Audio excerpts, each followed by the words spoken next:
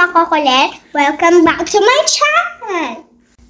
Ngayon, pagtatakil na natin ang how to change a mixed number to an improper fraction.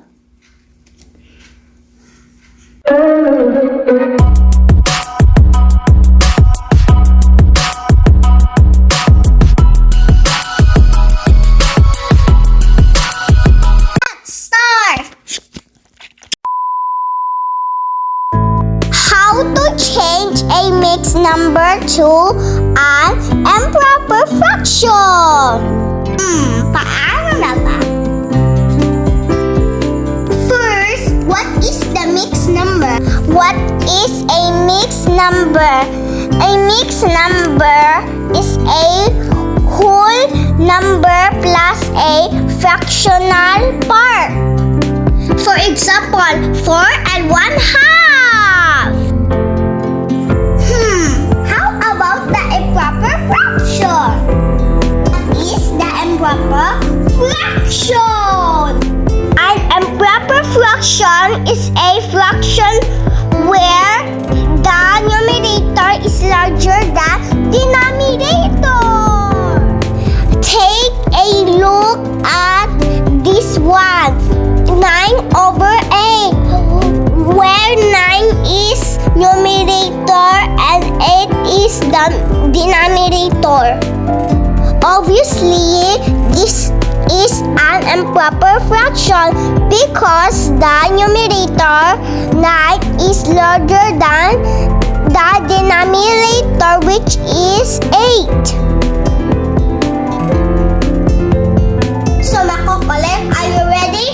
So, let's do it now. Okay. So, this is gonna be times this. Right. So, we're gonna be plus here.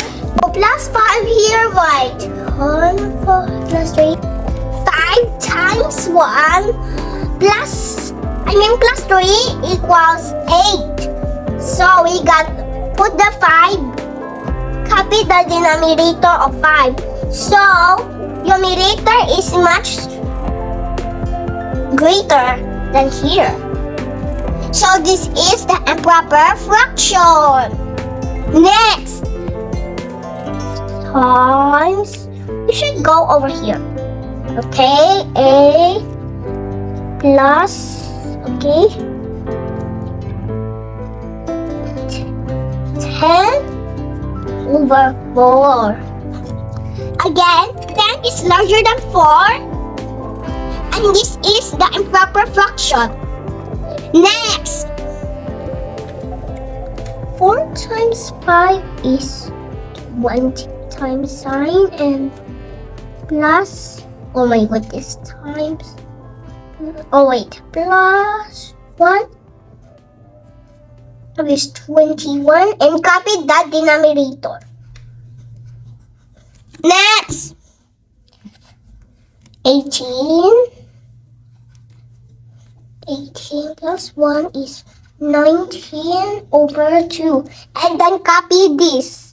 We are done. How I did it. First, multiply number 5 to number 1. That is equal to 5. Then add 5 to the numerator, which is the number 3. So 5 plus 3 equals 8. And copy the denominator, which is the 5.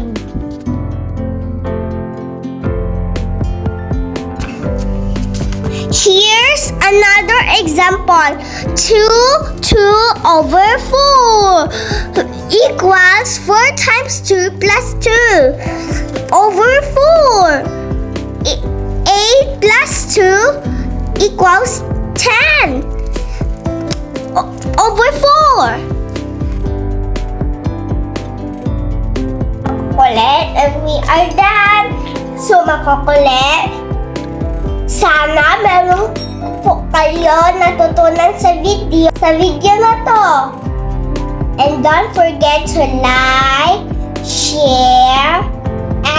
follow, and subscribe.